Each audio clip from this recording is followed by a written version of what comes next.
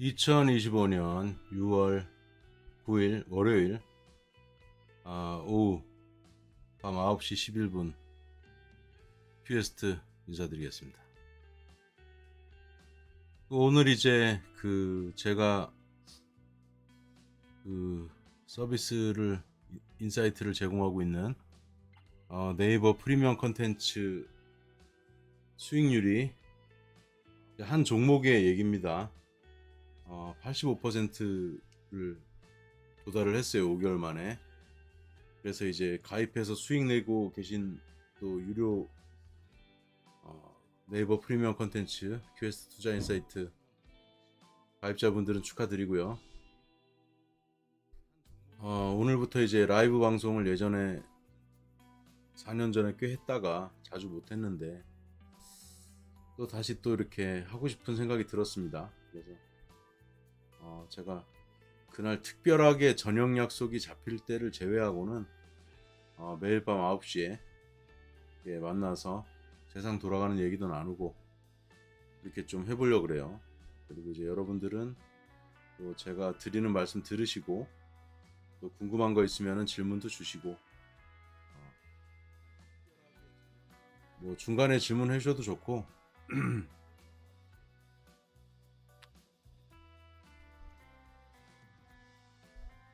자, 한번 시작해 보겠습니다.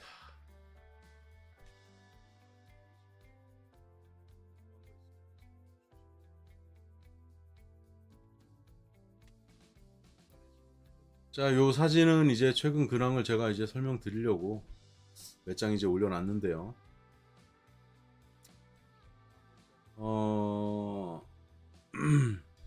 요게 아마 이제 캐나다에서 돌아올 때 사진인 것 같은데, 왜냐면 제가 갈 때는 왼쪽 좌석에 앉았고 한국으로 돌아올 때는 오른쪽 좌석에 앉았는데 창문이 오른쪽에 있으니까 토론토에서 이제 인천으로 돌아올 때 모습이고, 비행 시간은 지금 이제 러시아 우크라이나 전쟁 때문에 14시간 30분이 걸려요. 그래서 전쟁이 이제 종전이 되면 1시간에서 많으면 1시간 반, 근데 1시간 반까지는 좀 힘들 거고 최소 1시간은 이제 줄어들겠죠, 시간이. 그럼 러시아 국경을 좀 통과해서 좀 질러서 올 수가 있거든요. 그리고 요건 이제 제가 돌아오기 전에 토론토 공항, 토론토 공항이 토론토 피어슨 공항이더라고. 피어슨이 이제 캐나다에 있는 전직 대통령이었을 거야, 아마. 좀 존경받는 대통령 이름으로 알고 있고요. 그래서 여기 피어슨 이렇게 써 있죠. 피어슨. 근데 이제 영어 이름이 피어슨이 들어간 사람들이 전반적으로는 좀 이렇게 부드러운 분들이 많더라고. 피어슨. 좋은 이름 같아요. 여기 이제 비행기 편 이제 안내편이 있고 한번 찍어봤습니다. 그리고 이 사진은 이제 토론토 현지에서 이제 개최가 되었던 5월 14일부터 16일까지 개최가 되었었는데요. 컨센서스 이제 2025 2025 그래서 그 입구 여기 차량들이 내리는 그런데 앞에서 찍었고, 요쪽 이제 제 머리 뒤편 요쪽으로 쭉 가면 이제 야구장이 나오고 로저스 센터가 나오고 그렇습니다. 그리고 여기 이제 이름은 메트로 토론토 컨벤션 센터, 그래서 줄여서 MTCC라고 부르는, 여기 이제 휘장하고 배너들이 이렇게 많이 있죠. 그리고 이제 이분 내가 너무 좋아하는 분인데, 이분이 나이는 저보다 조금 어린가? 하여튼 블룸버그의 그 유명한 애널리스트입니다. 그 제임스 세이파트라고 이제 이 양반을 만나서 너무 좋았어요. 잠시 얘기도 나누고, 키는 저보다 이제 키가 제가 175인데 요즘은 나이가 들어가니까 이렇게 재면 170 한 4도 나오고, 어떤 때는 이제 좀 기분 나쁜데 173점 몇 나올 때도 있어. 키가 줄어든대요. 근데 뭐 어쨌든 175다 공식적으로는. 근데 이 세이프하트가 키가 저보다 조금 더 크더라고요. 아마 그래서 177에서 8 정도 되지 않나. 180은 조금 안 되는 것 같은데 이 외모는 딱 보면은 딱 그 독일 아니면 네덜란드 쪽 외모예요. 외모 스타일은 그 할아버지가 이제 독일계일 수도 있겠고 그래서 되게 서글서글하고 저하고 이제 바로 사진 찍고 그 이메일 주고받고 해가지고 사진도 내가 보내드렸고 뭐 이제 이메일로는 이제 연락할 수 있는 사이는 됐다. 그래서 아마 나중에 이제 제임스 세이파트가 이제 한국에 오게 되면 제가 기회가 주어진다면 이렇게 잘 좀 도와드리고 싶은 마음도 있었어요. 앞으로도 그럴 생각이 있고 앞으로도 이제 저도 궁금한 게 있을 때도 물어보고 또 한국의 이제 경제 상황이 돌아가는 것들을 가끔 정리해서 보내주면 좋겠다라고 얘기를 해서 보내드리기로 이렇게 서로 뭐 일종의 약간 이제 뭐 경제 관련해서 친구가 됐다. 저로서는 이제 영광스러운 일이죠. 근데 진짜 착하게 생기지 않았습니까? 그리고 이제 첫째 날 만났었고요. 둘째 날도 지나가다 또 한번 마주쳐가지고 또 얘기 잠깐 나누고 첫날은 한 10분 정도 얘기 나눈 것 같아요. 너무 좋더라고요. 이런데 행사에 직접 가서 또 누릴 수 있는 일종의 또 저에게 있어서는 큰 선물이 아니었나 생각이 듭니다. 자, 코스피가 지금 계속 좋죠. 그래서 오늘 외국인들이 9,767억 원이면 거의 1조 원 가까이 매수를 했고 이 기관들은 제가 이제 조금 말씀드리면 예전 제가 방송할 때 버전은 좀 터프했거든요. 욕도 좀 하고 근데 그 이후에 너무 제가 이렇게 좀 부드럽게 하다 보니까 좀 이렇게 재미가 없나 봐요, 보는 사람들이. 그래서 욕은 안 하는 조건으로 조금 옛날엔 또 반말 컨셉이었는데 반말은 하지 않으면서도 조금 터프하게 얘기하겠습니다. 유튜브니까 그래도. 이 기관이 멍청한 지금 코스피를 팔 때가 아니거든요. 이 멍청한 기관들이 지금 7,300억 원을 이 코스피에 이 헐값의 주가에 지금 외국인들 투자자들한테 지금 갖다 바치고 있습니다. 이 멍청이들이. 걔는 또 왜 파는 거야 지금. 진짜 이 헐값에 상당히 아쉽습니다. 제가 봤을 때는요. 참 답답하게 투자를 한다. 조금 아쉬운 면이 있습니다.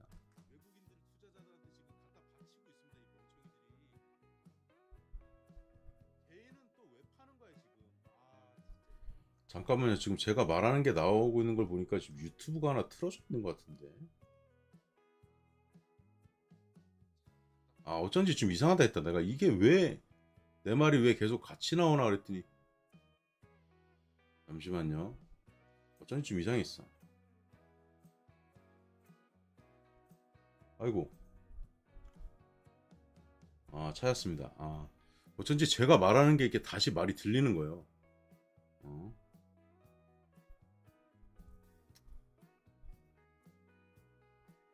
제가 조금 조정을 하겠습니다. 화면을 왼쪽에 모니터링 화면을 제가 보는 게 있는데 그래서 이 친구가 이제 어떤 친구냐 아이고 아까 세이프하트가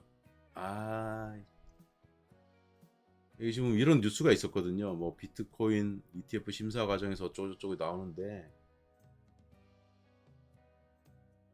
여기 나오잖아요.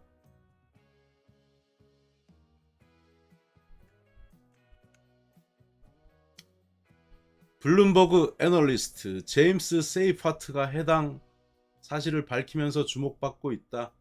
선접수 선승인 원칙은 ETF 심사 과정에서 가장 먼저 접수한 신청을 가장 먼저 승인하는 방식으로 비트코인과 이더리움 현물 ETF가 도입되기 전에는 이러한 방식이 적용되었었다. 광고는 나가 있어. 자, 이런 내용이었습니다. 이 친구가 바로 그 친구입니다.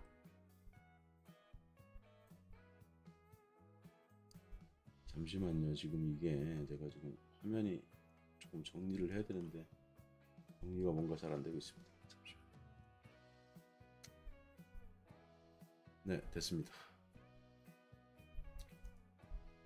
그 다음에 이제 올해 누적 성적표를 볼까요?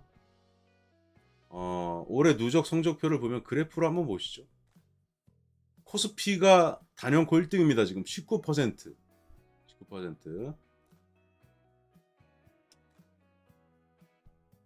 그래서 지금 주요 지수 종목 전년 대비 퍼포먼스가 이렇게 나오고 있는데 코스피가 제일 좋다.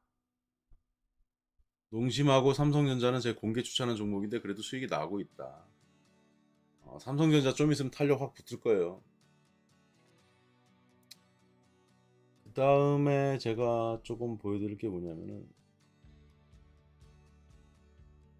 잠시만 기다리십시오. 유료 내용이 이제 노출이 되면 안 되니까 조금 이해해 주십시오.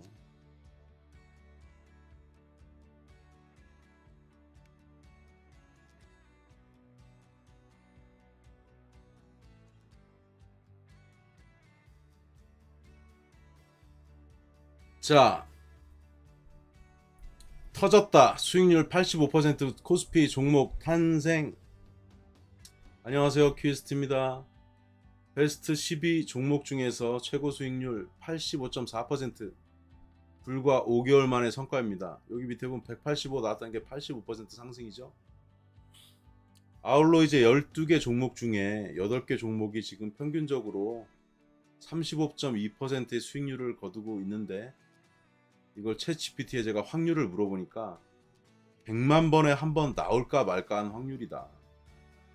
그 일부를 제가 캡처를 해놨습니다.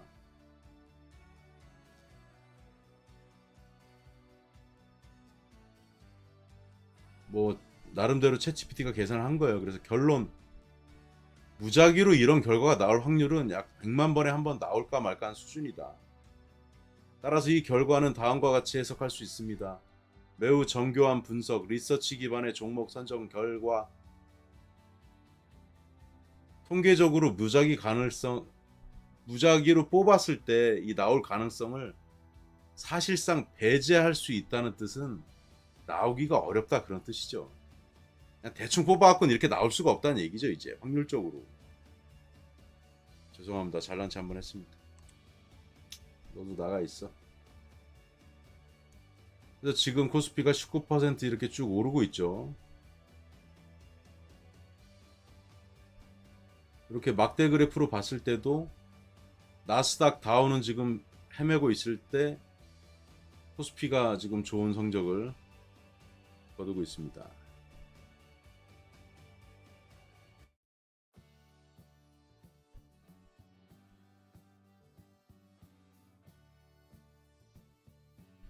자, 근데 제가 여기서 드리고 싶은 말씀은 뭐냐면요. 아마 이런 생각 하시는 분도 있을 거예요. 며칠 전에 이제 6월 3일에 이재명 대통령이 당선이 되다 보니까 막 오르는 거 아닙니까?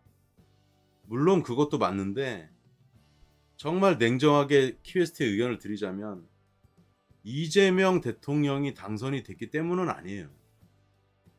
그 말인즉슨 6개월 동안 지금 거의 한국의 대한민국의 대통령이 부재한 상태였잖아요. 그래서 외국 투자자들의 관점에서 봤을 때는 우리는 그걸 크게 못 느끼지만, 외국 사람들은 우리랑 좀 사고방식이 많이 다르더라고요. 제가 경험한 걸로 보면. 근데 어떤 걸 불안해하냐면, 우리가 이제 굳이 영어를 쓰자면 이제 political issue, 정치적 이슈 있잖아요. 그 다음에 이제 정치적으로 안정감이 있느냐, 나라가. 이거를 우리나라를 볼 때 외국 사람들이 매우 중요하게 생각하거든요. 근데 대통령이 부재하다는 거는 일단 불안정한, unstable한 상태잖아요. 근데 대통령이 일단 당선이 됐고, 국민들이 조기 대선을 치르면서 당선이 됐는데, 뭐 예를 들면 외국처럼 막 시위가 일어나가지고, 야 뭐 이재명 대통령이 됐는데 뭐 끌어내려라 뭐 이러지는 않잖아요 지금, 그죠? 그런 모습들이 안정화된 모습으로 비춰주고 있는 거고, 그러다 보니까 매수세도 들어오는데, 사실 그것보다도 제가 생각하는 관점은 오를 때가 됐으니까 오르는 거예요.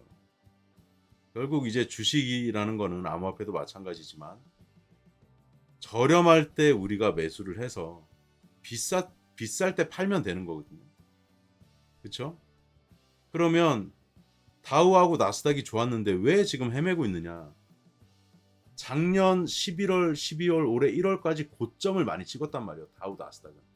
그러니까 당연히 조정을 받으면서 이 나스닥 녹색 있죠. 밀리죠 어느 정도. 실제로는 요거보다 좀 더 밀렸었지. 왜냐면 이건 종가 기준이니까. 나스닥은 한 85까지 밀렸었단 말이야. 83 이렇게. 그랬다가 지금 원래 고점 비슷한 지점을 지금 찾아가고 있는데 아직 고점에 도달은 못했단 말이야. 그러면 우리가 기회비용의 관점에서 봤을 때 이 동일한 기간에 다우 나스닥에 투자를 하지 않고 코스피에 꾸준하게 투자를 해주었다고 하면 훨씬 오래 결과로 현재까지 놓고 봤을 때는 훨씬 나은 결과를 얻을 수가 있었는데 이게 이렇게 봤을 때는 여러분들이 아이고 나스닥은 한 100일이고 코스피는 119니까 18밖에 차이가 안 난다 생각하지만 그게 아니에요. 이 중간에 거쳐온 과정을 가지고 계산을 해보면 표면적으로는 거의 40%에서 50% 정도 투자 수익의 성과의 차이가 납니다. 그 정도 날 수가 있다. 자, 그리고 이건 이제 코스피 일봉 차트거든요. 제가 이제 작년 말부터 올해 한 1월 정도까지 계속 무슨 말씀 드렸냐면 코스피가 올해 좋을 거다라고 했는데 올랐다가 한번 좀 꼬꾸라지긴 했어요. 근데 개별 종목별로 엄청나게 밀리진 않았어. 이 대형주들은. 그래서 지금 다시 한번 내렸다가 딱 튀어 올라가잖아요. 그래서 저를 믿고 이제 꾸준하게 기다려 주셨던 분들은 너무 다행이라고 생각하고, 제가 이때도 이제 뭐라고 말씀드렸냐면 이렇게 눌리고 있는 거니까 걱정하지 마라. 갈 거다. 갈 자리 간다. 그래서 이제 앞으로 어느 정도 더 갈지 이런 것들은 제가 전체적으로 방송 드리는 거에서는 말씀을 드리면 좋은데 여기서는 조금 말씀드리기가 조심스러운 부분이 또 조금 있죠 이제. 근데 어찌 됐건 지금 이렇게 놓고 봤을 때는 코스피가 마치 고점처럼 보이지만 제가 그럼 코스피 차트 한번 갖고 와볼까요? 자, 코스피 차트 갖고 와서 한번 봅시다. 그럼 말씀드리죠 뭐. 자, 예전의 그래프를 같이 봐야 돼요. 예전의 차트를 같이 봐야 되거든요. 그러면 예전에 이렇게 작살이 난 적도 있었지만 어휴 이거 언제까지 떠준 거야? 1440 여기는 3000선을 넘었었잖아요. 자, 그러면 한번 봅시다.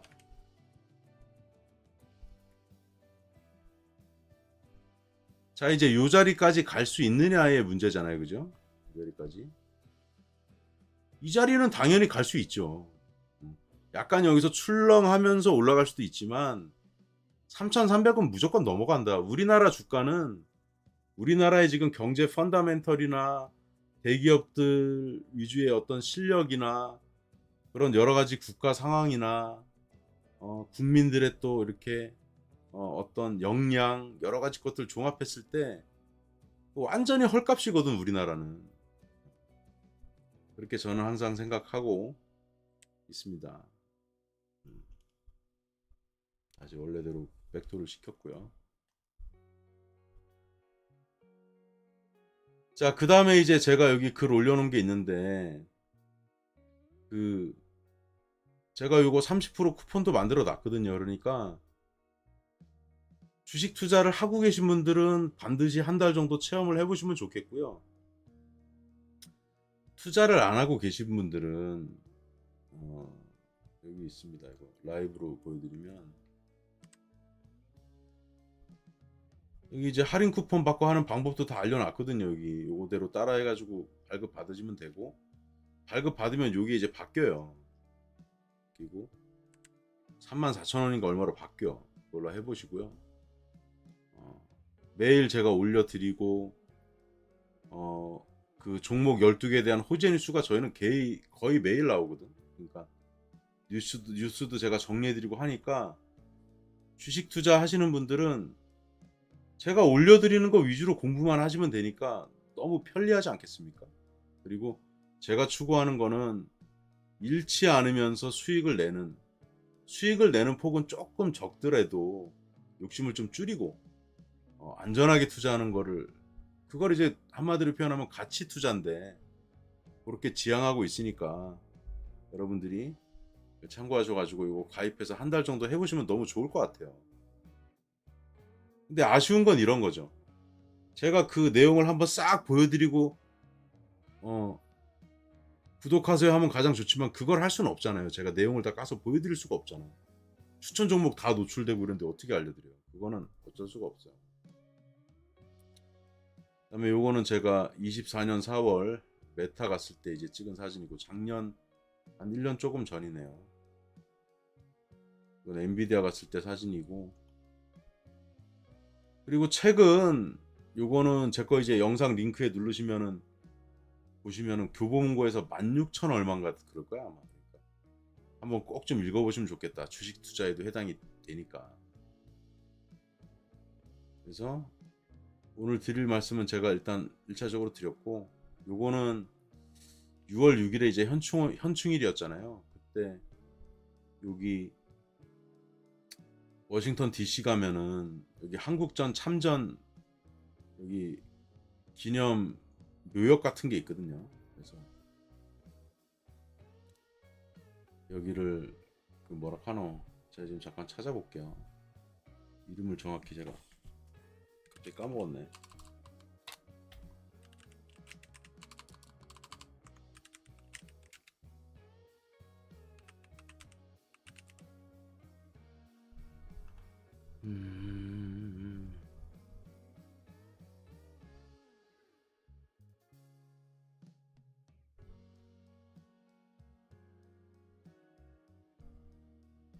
어디 있느냐?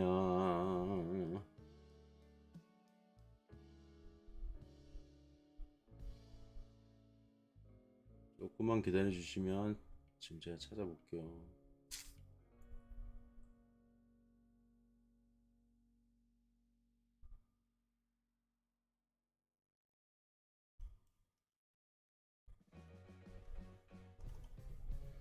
여기 이제 그 워싱턴에 가면 한국전 참전 용사 기념비가 있거든요. 여기 가면은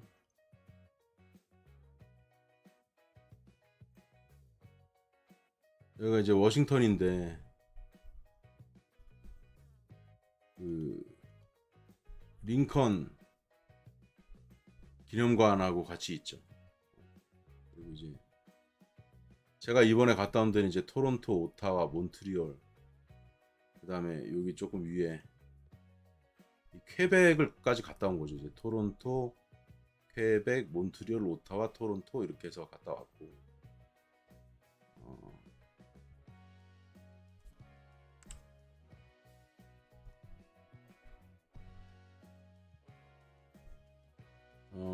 그 다음에 여기 투자인사이트 구독해 주시고 동영상이 좀 있으면 1000개가 넘어가겠네. 큐에스트 세계 견문록도 만만치 않네. 아 이건 진짜 비운의 유튜브 채널인 것 같아. 811개인데 동영상이 구독자가 683명이야. 아 요건 이제 시청해서 고마우는 나중에 나와야 되는데 아 오늘 이제 오랜만에 라이브를 하다 보니까 들으시는 분들이 별로 없어. 그래도 할 거야 계속. 하다 보면 들어오시겠지. 자 일단 인사를 좀 해주시고 듣고 계신 분이 몇 분 계신 것 같은데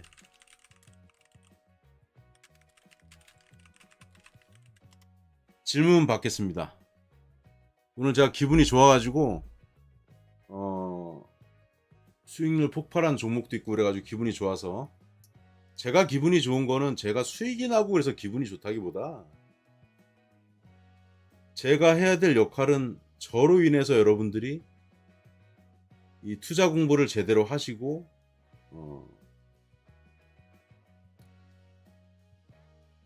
이렇게 배우시고 수익을 내는 게 제 기쁨이고 보람이잖아요. 그거에 대한 저는 여러분들한테 이제 일종의 대가를 받고 저는 그걸 이제 일로 하는 거니까요.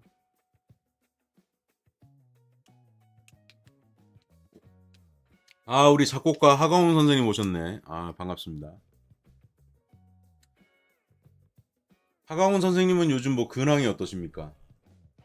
무슨 일을 하시는지는 제가 모르지만 요즘 사실은 경기가 너무 어려워요. 그래서 그 저도 IMF를 겪었었는데 IMF를 겪어보신 분들이 있고 안 겪어보신 분이 있잖아, 그죠? 근데 이런 말을 많이 해요. IMF 때보다 더 어렵다. 근데 이 말은 사실은 맞는 측면도 있고 틀린 측면도 좀 있긴 해요. 근데 맞는 측면이 조금 많긴 많아. 왜 그렇냐? 98년도에 제가 그러면은 말씀드리면서 챗 GPT한테 좀 질문을 하나 해보면서 할게요. 자, IMF가 97년도인 것 같거든? 97년도에 자, 대한민국에 제가 궁금한 거는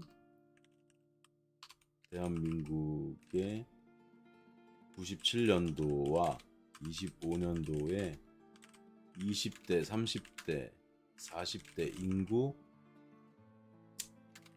분포를 알려줘. 자, 제가 챗 GPT한테 부탁을 했어요. 챗 GPT를 저처럼 이제 약간 지식 서비스를 제공하고 이런 사람들한테는 챗 GPT가 너무 좋은 거야.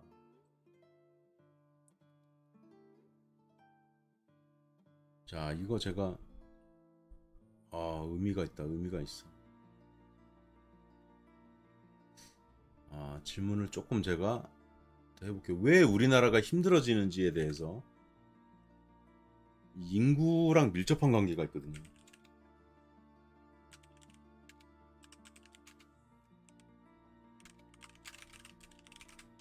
챗GPT가 답을 금방 해주니까 그동안에 제가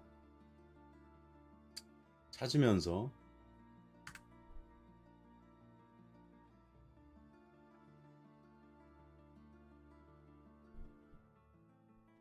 자, 이제 판서 모드로 전환을 해보겠습니다.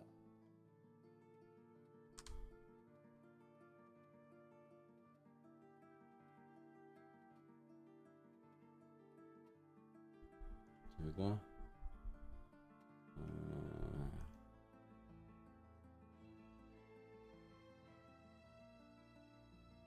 이걸 이제 화면에 갖고 오려면 캡처를 하나 떠야 되니까 여러분하고 같이 보면서 한번 생각을 해보자. 한번 이게 그냥 IMF 때랑 아이고 이게 아니지. 가끔 이런 일이 생긴다니까. 자, 좋습니다. 이렇게 하고요.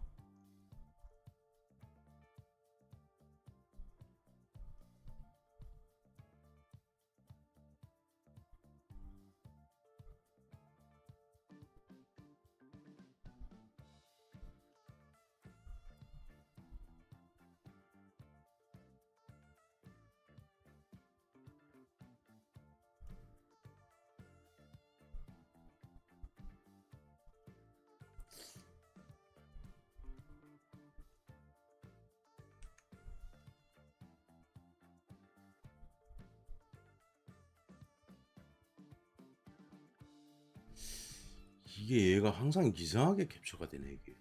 잠깐만 기다려주세요.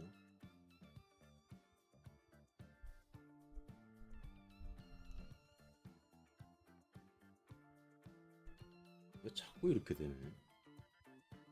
찾았다. 됐습니다, 됐습니다.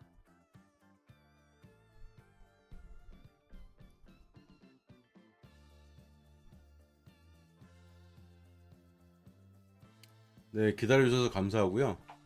자, 이거 하나씩 한번 볼게요. 제가 판때기를 갖고 왔습니다.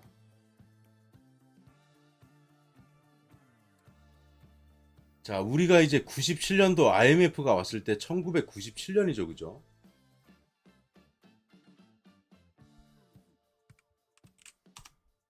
네, 좀 크게 보여드리려고. 근데 지금은 어때요?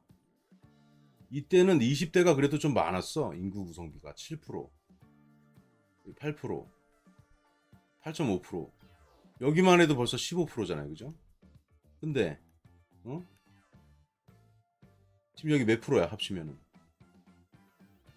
2025년 8.8%밖에 안 돼.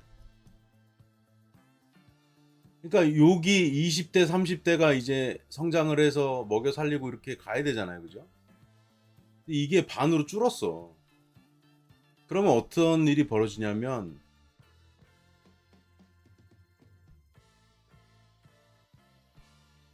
경제에 우리가 소위 말하는 활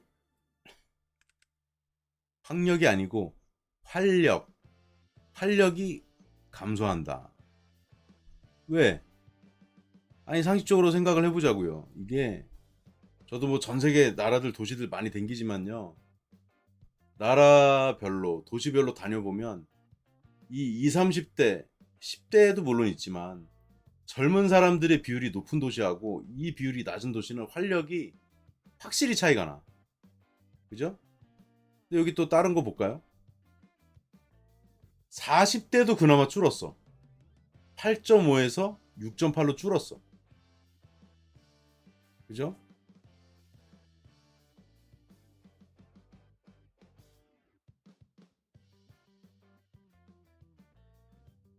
8.5에서 6.8을 빼봅시다. 아, 제가 라이브 하면 이런 거 계산이 잘 안 되더라고, 요즘은. 나이가 들어서 그런가. 자, 1.7%가 감소했지. 이것도 그죠? 근데 이제 여기서부터 문제야. 50대. 나도 50대인데. 50대는 0.5%포인트 늘었어. 60대 1.3 증가. 70대 3.5 증가. 이렇게 쉽게 얘기해서 40대를 기준으로 50대까지도 좀 그랬는데 이 젊은 사람들은 줄어들잖아요. 그죠? 나이 든 사람들은 늘어. 그럼 어떻게 돼? 하다못해 우리가 단순하게 생각을 해보자고요. 왜 우리나라 자영업이 힘들어지고 그러느냐. 이거 뭐 여러분들이 다 아는 얘기 하냐 그럴 수도 있지만 저는 제가 이제 그때부터 살아오면서 경험한 거를 다 녹여서 말씀드린 거니까. 자, 이 젊은 사람들이 돈을 많이 써줘야 된다고. 15% 8.5 더하면은 23.5인가 이렇게 될 거고. 요거 8.8에서 6.8 더해봅시다. 8.8 더하기 6.8 15.6이잖아. 15.6 그죠?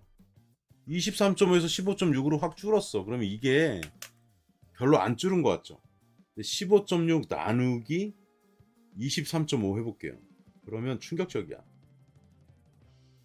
몇 퍼센트가 알바트로스 오랜만에 반가합니다.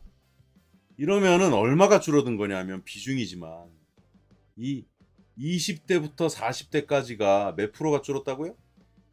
33.6%가 줄은 거야. 그게 무슨 얘기야? 이 20대에서 40대까지가 우리나라가 왜 힘드냐 지금. 어? 요약해 봅니다. 20대에서 40대가 인구가 3분의 1이 감소했어 비중이. 그러니까 쉽게 말해서 나라가 늙어가고 있다 이 말이야. 늙어간다. 올드해지고 있다.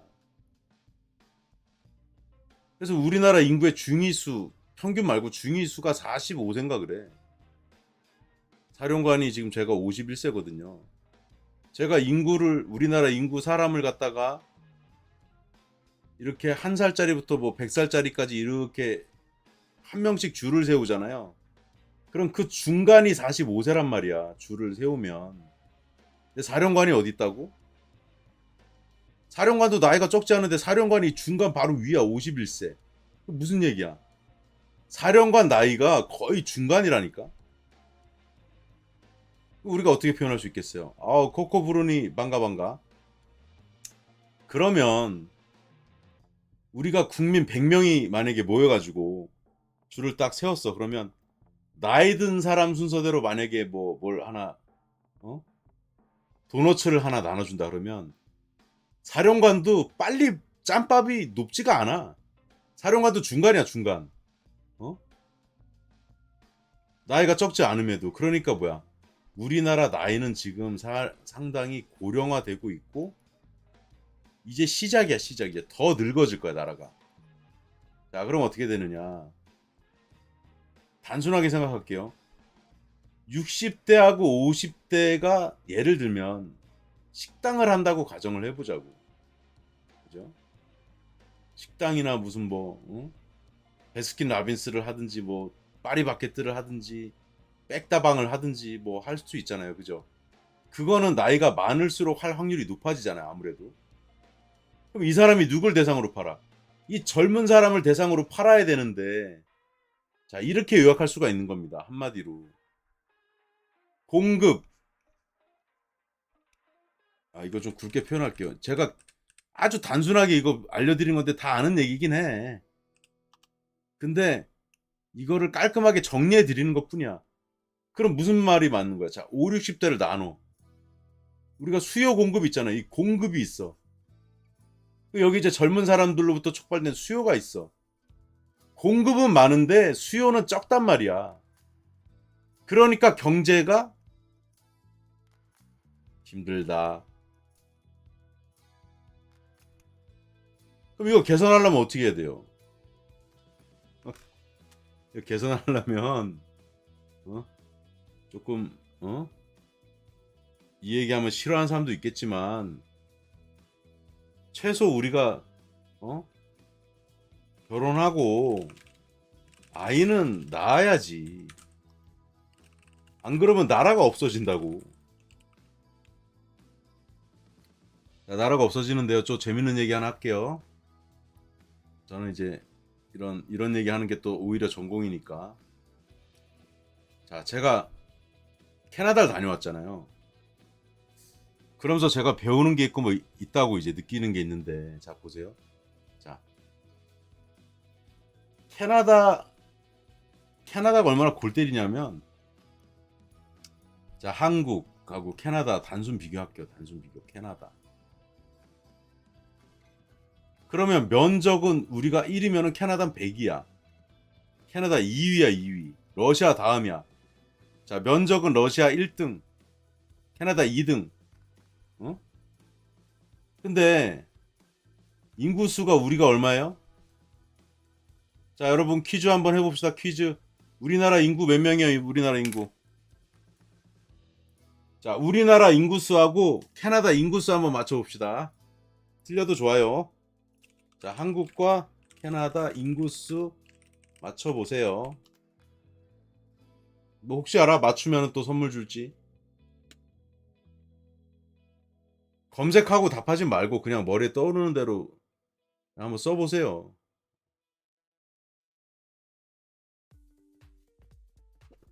아이고.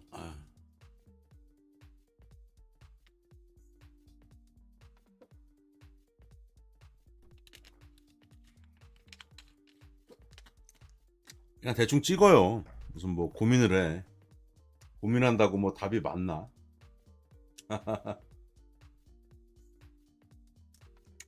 자, 대충 한번 찍어보세요. 그 답변하시는 동안 저는 여기 자, 좀 써볼게요. 면적, 자, 인구. 그다음에 요번에 재밌는 캐나다 2,800만. 네, 일단 정답은 아니올시다. 안타깝게. 네. 자, 일단 대한민국 인구는 제가 말씀드릴게요. 5,100만. 우리나라 인구도 줄고 있다고요. 5,100만. 우리나라도 5천만이 깨질 것 같아. 좀 있으면. 자, 캐나다는 한국보다는 적어요. 힌트. 그 다음에 이게 환율이 골 때려. 환율이. 그 다음에 이제 오늘 제가 인구로부터 촉발되는 문제를, 우리나라에 앞으로 일어날 수도 있는 문제가 좀 보이기 시작해요. 한 3주 정도 이제 이렇게 살아보고 오니까. 자, 답을 안 해주시는데 정답은 4,200만 명이에요. 이게 너무 웃기지 않아요? 캐나다 땅덩어리가 이렇게 미국 위에 있잖아. 이렇게 여기 캐나다, 여기 미국. 캐나다가 땅덩이가 넓다고요. 엄청 넓어. 캐나다. 근데 캐나다가 이제 못 쓰는 땅도 좀 사실 많고. 자, 캐나다가 밴쿠버 여기 있고, 캘거리 있고, 토론토 있고, 여기 몬트리올, 퀘벡 이렇게 있단 말이야. 음, 요렇게 좀 몰려 살고 요렇게 좀 몰려 살아요. 어떻게 보면. 이 위에 한 절반 이상은 좀 자원은 묻혀 있는데 좀 못 쓰는 얼어 있는 땅이 많더라고요. 근데 이제 인구에서 한 가지 말씀을 좀 드리면, 그러면 캐나다가 땅이 됐다 넓으면은 집이 저렴해야 되잖아. 그렇지도 않더라고. 이게 단독주택 기준으로 해가지고 토론토에서, 이게 토론토가 있잖아. 그럼 토론토로 이렇게 원을 그려. 그래서 여기 이렇게 해서 요 반경을 30km. 요 밑에는 없어요. 여기 강물이니까 없고. 여기 30km. 그러면 여기 요렇게 해가지고 사람들이 몰려 사는데, 토론토 인구는 295만 명이에요. 300만 명 깨졌어. 토론토는. 근데 이제 범 토론토를 하면은 뭐 600만이다 이렇게 하는데, 토론토. 근데 여기에 그냥 단독주택 하나 있잖아요. 2층짜리. 2층짜리. 단독주택이 막 20억씩 해. 막 15억, 20억 하더라고. 근데 저는 요거 보면서 약간 좀 미쳤다는 생각이 들었어요. 왜 미쳤다는 생각이 들었냐. 아니, 땅덩어리가 이렇게 넓은데 꼴랑 4,200만 명 몰려 살잖아. 그럼 좀 분산돼서 잘 이렇게 하면 괜찮을 텐데, 여기도 일자리랑 관련이 있는 것 같아. 발달된 데 주변에서 살다 보니까 이게 또 최근 한 10년 사이에 많이 올랐대요. 그래서 근데 저는 이 생각을 했어. 아, 이런, 물론 집이 좀 이쁘고 좋긴 좋은데, 야, 우리나라로 치면 이제 그 방이 한 3, 4개 정도는 있고, 이제 욕실도 한 2개씩 있고, 지하에 또 이렇게 있잖아요. 미국이나 캐나다는. 그런 걸 감안해도 15억, 20억 가는 거는 좀 비싼 것 같아요. 이제 주차 2대 정도 하고 하는 집 있죠. 내가 볼 땐 좀 비싼 것 같더라고. 아, 굳이 이렇게. 하여튼 그렇고, 그러니까 인구가 적다고 해서 그렇게 메리트가 없는데, 여전히 중국 사람들도 많고 인도 사람들도 많더라. 중국 사람들 몰려서 사는 데들이 또 많아. 토론토 주변에 식당 같은 데도 중국 식당들 바글바글 잘 되고요. 중국 사람들은 아시죠? 이제 습성이 집에서 밥 잘 안 먹고 나와서 사 먹잖아요, 특히. 근데 환율이 재미가 있더라고. 환율이 지금 우리가 원달러 환율은 조금 내렸잖아요. 그래도, 자, 지금 제가 잠깐 볼게요. 환율이 1358원이란 말이야. 그러면은 그냥 단순하게 이렇게 볼게요. 1360원. 캐나다 환율이 지금 한 980원인가 될 거야. 한 1000원대. 근데 이게 뭐하고 비슷하냐면, 환율이 지금 일본하고 환율이 캐나다하고 비슷한 것 같아. 자, 그 말인 즉슨, 자, 환율 제가 검색을 했습니다. 자, 환율 더보기 제가, 뭐야 이건. 자, 일본이 지금 940원이에요. 일본. 자, 일본이 940원. 그 다음에 캐나다.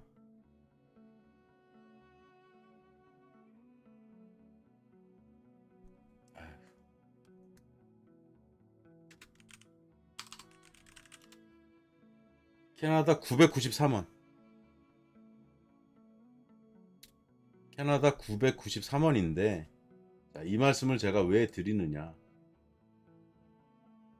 자, 환율은 우리가 매우 중요해요. 중요한데 왜 이걸 굳이 설명을 드리냐면요. 자, 우리가 만약에 여러분들하고 여행을 같이 갔다고 칩시다. 근데 우리가 이제 예를 들면 나이아가라 폭포를 갔어. 그러면 나이아가라가 있으면, 자, 이건 이제 하나 그림을 그려볼까요? 요렇게 설명을 드리면 조금 와닿으실 수도 있겠어서 제가 지도를 한번 갖고 와 보겠습니다.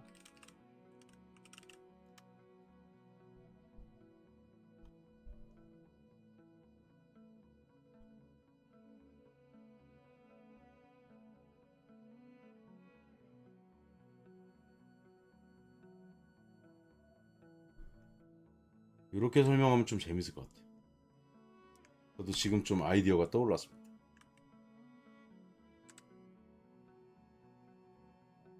자, 이렇게 지도를 갖고 와 봤어요.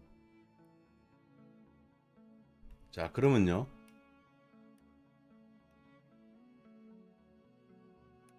자, 여기가 이제 나이아가라 폭포거든요. 여기 시커먼 게 국경이야, 국경. 그럼 여기 토론토가 있고 여기는 이제 쉽게 해서 캐나다다 이 말이죠. 그러면 여기 밑에는 이제 미국이잖아. 그리고 말씀드린 대로 국경이 이렇게 물 이리오 중간으로 이렇게 해놨구만. 그리고 여기 이제 온타리오 중간으로 이렇게 해놓은 거예요. 그러니까 미국하고 캐나다도 국경이 되게 애매한 지역들이 많아요. 더 웃긴 거는 여기 왼쪽으로 있잖아. 국경이 일자로 쫙 꺼져 있어. 그냥 상징적으로. 그냥 대충 걸어가다 보면 미국이고 캐나다인데도 많다고. 근데 대부분의 지역들이 이렇게 막 숲풀 같은 거로 우거진 데라 가지고 국경의 개념이 별로 없을 뿐이지. 그죠? 자, 그러면 우리가 이제 여기서 예를 들고 싶은 게 뭐냐면 이제 맥도날드 햄버거라 이 말이야. 맥도날드. 응? 햄버거. 이건 재밌게 극단적으로 예를 드는 거예요. 자, 그럼 여기가 이제 국경이잖아, 이렇게. 그럼 여기 캐나다고 여기 미국이란 말이야. 그러면 햄버거 하나 꼴랑 사 먹는데 여기 캐나다에서 먹으면 우리가 만약에 10달러 똑같이 낸다고 칠게요. 캐나다 달러도 10달러. 미국 달러도 10달러. 캐나다 달러는 C 이렇게 써야 되나? 하여튼 자, 그랬을 때 얘네들은 그냥 미국 사람 입장에서 10달러 내고 먹는 거고 캐나다 사람 입장에서 10달러 내고 먹는 건 똑같단 말이야. 이 사람들끼리는. 근데 문제는 우리가 문제예요. 우리는 어떤 문제가 되냐면요. 환율 아까 1360원이라고 했잖아요. 그러면 여긴 우리는 13,600원에 먹어야 되는 거야. 햄버거를. 팁 같은 거 일단 제외하고 햄버거 값만. 그러니까 환율의 중요성을 여러분들한테 설명드리는 거예요. 캐나다는 아까 얼마? 9,930원으로 먹을 수가 있다고 우리가. 그러니까 우리 입장에서는 왜? 이게 무서운 거예요. 아니, 무섭다기보다 신기하기도 한 거야. 똑같은 맥도날드 햄버거인데 여기는 10달러 여기도 10달러 똑같아. 근데 우리가 먹으면 이쪽이 비싸고 이쪽이 싸다고. 그쵸? 그럼 단순하게 생각하면 우리가 미국에 가서 만약에 산다, 거주한다 그러면 다른 건 떠나서 먹는 것만 갖고 따지면 요 캐나다에서 사는 게 미국보다는 수월하겠네라는 걸 알 수 있죠, 이제. 확실히 그거 맞고. 그럼에도 불구하고 지금 캐나다 사람들은 트럼프를 되게 싫어하거든요. 물가가 많이 올랐다고 싫어하는 거야. 이 가격 자체가 오르니까 조금씩. 그쵸?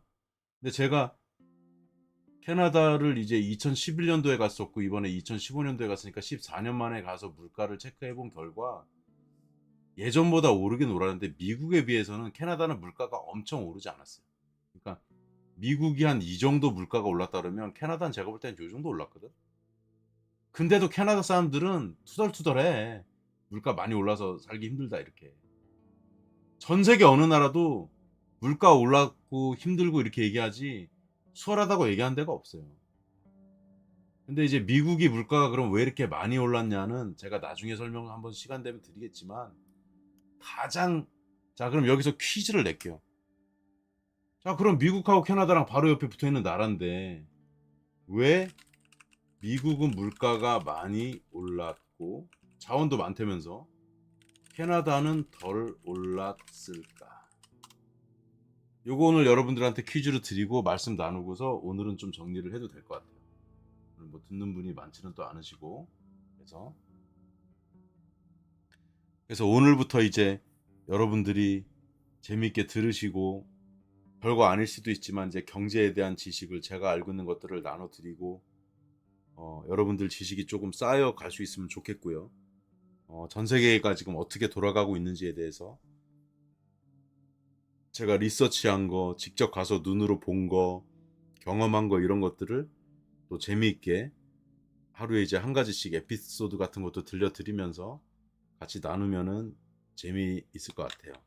재미있길 바랍니다, 저는.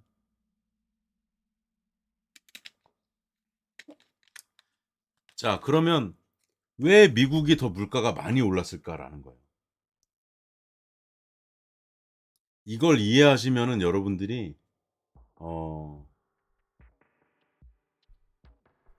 어, 세계가 돌아가는 것도 이해하는데 도움이 되겠지만 대한민국이 앞으로 어떻게 변해갈지가 우리가 조금 가늠을 할 수 있죠. 예를 들면 극단적으로 이럴 수 있잖아요. 우리나라가 미국처럼 변해갈까? 캐나다처럼 변해갈까? 일본이 걸어갔던 길을 많이 비슷하게 따라가게 될까? 유럽이 갔던 길을 비슷하게 따라가게 될까? 그런 것들을 아니면 우리나라는 미국하고 캐나다를 좀 섞은 거랑 비슷하게 흘러가게 될까? 이런 것들을 유추할 수가 있다는 거죠. 그럼 우리가 앞으로 살아가면서 내가 어떻게 살아갈지 좀 대비도 할 수 있고 그렇게 되지 않겠습니까? 자, 이거는 질문이 조금 어려웠나요? 왜 물가가 많이 올랐고 캐나다는 덜 올랐을까? 제가 생각하는 거는 이렇습니다. 제가 생각하는 거는 여기다 그냥 적을게요. 여러 가지 이유가 있겠지만 어, 이거 새로 비워야 되겠다. 너무 써있는 게 많아서. 자, 첫 번째는 자, 미국 물가가 전 세계에서 지금 가장 살인적이긴 해요. 인플레이션이 너무 심한 그 특수한 나라 좀 빼고 아르헨티나, 터키 이런 데 빼고 살인적으로 올랐다. 그 이유는 돈을 너무 많이 풀었어요.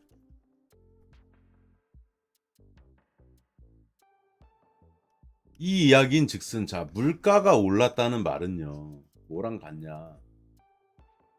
돈의 값어치가 떨어졌다는 거야. 값어치가 하락했다. 왜?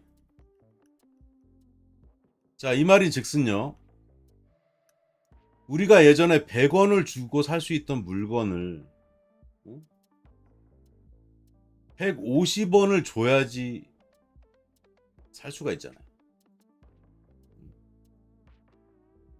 돈의 값어치가 하락했고 물건의 가격.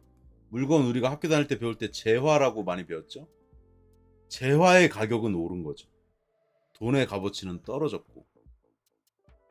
자, 이러다 보니까 왜 미국 주식이 오르고 했느냐. 돈의 값어치가 계속 하락하니까 미국 부동산하고 주식이 올랐던 이유는 야, 돈의 값어치가 하락한다. 부동산을 사놓자. 주식을 사놓자. 그래서 이 물가가 오르고 값어치가 돈은 떨어지니까 옛날에 돈을 100을 갖고 있던 거를 150원을 갖고 있어야 똔똔이가 된다. 그러니까 결론은 뭐예요? 돈을 불려야 된다. 돈을 불리려면 뭐를 해야 된다? 부동산을 사든 주식을 사야 된다. 그러다 보니까 이게 많이 오른 거예요. 그러니까 즉 뭐다? 미국의 경제가 물론 펀더멘털이 튼튼하고 이런 것도 물론 맞죠. 자, 기초가 일단 튼튼하고 미국이 그거 맞고. 근데 기초가 튼튼하고 돈도 많이 있고 하다 보니까 근데 돈도 많이 찍었어. 그러다 보니까 이제 돈을 벌어야 돼. 돈을 많이 만들어야 돼. 이러다 보니까 부동산도 오르고 주식도 오르고 주식이 지금 고평가가 돼 있고 돈으로 돈을 살 수는 없잖아요. 그러니까 미국 물가가 많이 또 오르게 되는 거예요. 그래서 지금 미국에서도 가장 살기 힘든 데가 뉴욕이거든요. 뉴욕.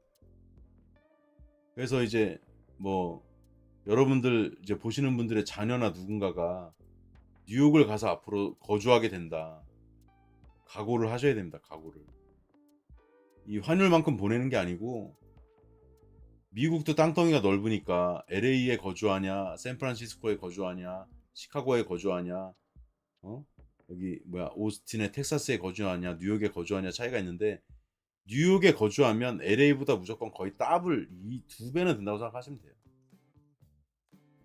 LA를 무시해서 드리는 말씀은 아니고 LA 안 그래도 지금 주 방위군 투입돼 갖고 지금 난리가 났는데 그 위치가 또 LA 다저스 바로 구장 밑이야.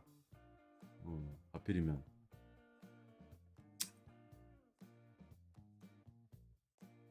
그거 얘기만 하고 마무리 칩시다 오늘은. 제가 아까 보여드린 게 있는데 오늘은 요거 말씀드리고 마무리하죠. 자기 이제 LA 지도 중에 일부를 떼왔는데요.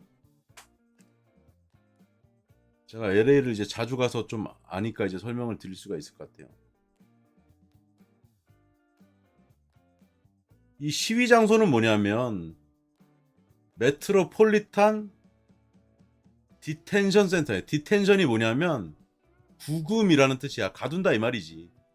그러니까 가둬놓는 곳이다 이거야. 이게 어디냐면 요 위에가 이제 LA 다저스 구장이거든요. 여기서 한 1km에서 1.5km 내려오면 바로 있어. 근데 여기는 약간 이제 어떻게 설명드려야 되냐면 LA에서는 살짝 외곽이면서 이쪽은 조금 이제 여기 사신 분한테 좀 죄송한데 이쪽은 조금 잘 사는 데는 아니에요. 이쪽은 약간 이제 딱 봐봐. 구금하는 센터가 있잖아. 여기 교도소 같은 게 별로 좋은 동네가 아니라는 거지. 이쪽은 이렇게 올라가면 좋아지고 여기가 이제 번화가인데 이쪽은 그나마 좀 번화가 쪽에 들어가는데 이 코리아타운이 여기 있단 말이에요. 코리아타운이. 그리고 일로 더 가면 이제 번화가 나오는데 여기선 다행히 6km가 떨어져 있지만 걱정하는 게 뭐냐. 옛날에 미국에서 이제 그 군인들 풀었을 때 흑인 폭동 나고 얘네들 폭동 나면 막 가게 털고 이러잖아요. 그럼 군인들이 말이야 이 새끼들이 나와가지고 여기를 막아줘야 되거든 이렇게. 근데 옛날 같으면 이런 일이 벌어질 때 일부러 군인들이 이렇게 퇴로를 열어놔 이렇게 이 새끼들이. 그럼 여기 시위대들이 와 이렇게 가잖아요. 그러니까 어디선가 가서 스트레스를 풀어라 해가지고 예전에 그 몇 년도야 코리아타운 그 막 그래갖고 우리 막 그 자위대 만들어갖고 자치 뭐라고 해야 되나 그 자경단이라 그래야 될까? 자경단. 그래서 우리나라 사람들이 상가 위에 올라가고 막 총 가지고 막 이렇게 방어 진지 꾸리고 이래가지고 막 흑인들한테 총으로 이렇게 막 위협하고 막 그래갖고 막았잖아요. 이번에는 그런 일이 없도록 하겠대. 여길 막겠다는 거잖아. 이렇게 군인들이 지금. 그래서 지금 군인들이 일단 300명 투입돼가지고 막고 막 이런 거잖아. 근데 한인들은 여기 사시는 분들은 어떤 트라우마가 있냐 하면 얘기를 들어보면 이런 일만 벌어지면 무섭다는 거야. 또 때려 부수고 막 할까봐. 우리 가게 와가지고 그때 다 때려 부수게 갖고 피해본 사람들 엄청 많거든요. 저도 직접 들은 얘기도 있고. 그래서 그렇게 좀 번지진 않았으면 좋겠고. LA가 사실 이제 미국의 정치적인 성향을 보면 이제 좌파의 성향을 띠는 도시지. 샌프란시스코하고. 그러다 보니까 더 야, 왜 자꾸 이민 온 사람들을 가두냐 막 이래갖고 이제 여기서 시위하고 그러지 이제. 그걸 알 수 있는 게 뭐냐. 다저스 구장 가서 야구 경기를 한 경기라도 보게 되면 일단 여성들이 많이 오고요. 이쪽은 그 멕시칸, 히스패닉 이런 사람들이 많이 와요. 그러니까 이쪽이 이런 걸 데모를 많이 할 수밖에 없다. 근데 항상 이런 거 할 때마다 한국 사람들은 불안하다. 이 정도 말씀드리겠습니다. 별일 없었으면 좋겠고요. 자, 그럼 마지막으로 이제 궁금한 거 있으시면 질문 받고 마칠게요.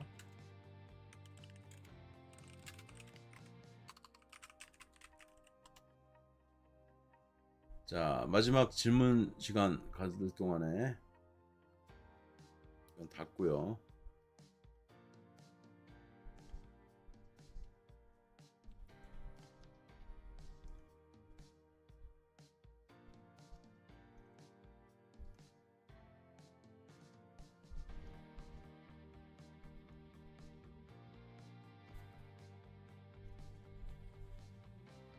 자, 질문하실 동안에 제가 오늘 마무리 말씀 이제 드리겠습니다.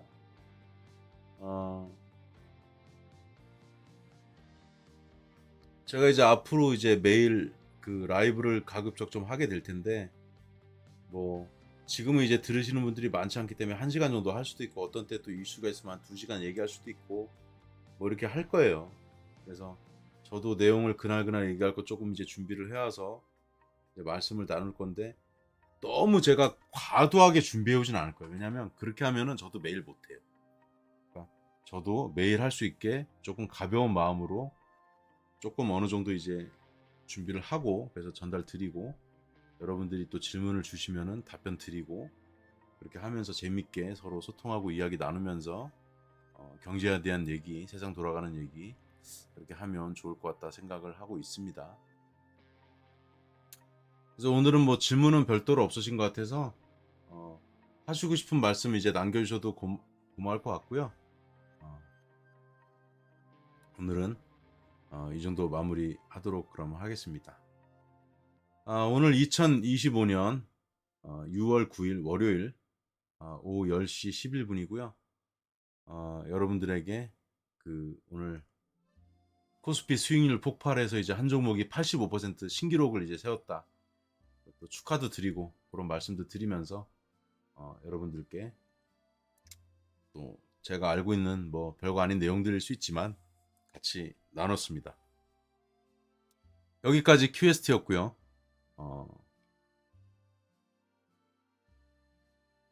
큐에스트 투자 인사이트 구독 좀 해주시고 큐에스트 세계 견문록 구독 좀 해주시고 큐에스트 투자 인사이트 유료 좀 구독을 한번 해서 경험을 해보셨으면 좋겠다 말씀드리면서 그렇게 됐을 때 여러분들이 해외여행도 좀 다니시고 할 때 비즈니스석에서 수익이 난 그런 수익으로 여행을 다니실 수 있는 그런 여러분들이 또 경제적인 또 부를 누릴 수 있는 그런데 제가 보탬이 되도록 열심히 잘 하겠습니다. 오늘 방송 라이브로 들으신 모든 분들과 라이브는 아니지만 업로드된 영상을 보시는 모든 분들에게 경제적 부가 넘쳐 흘러내렸어. 어디든지 비즈니스석을 타고 다니면서 스테이크 맛있게 칼로 썰면서 중간에 신라면도 시켜서 맛있게 먹을 수 있는 축복 있으라. 바이바이.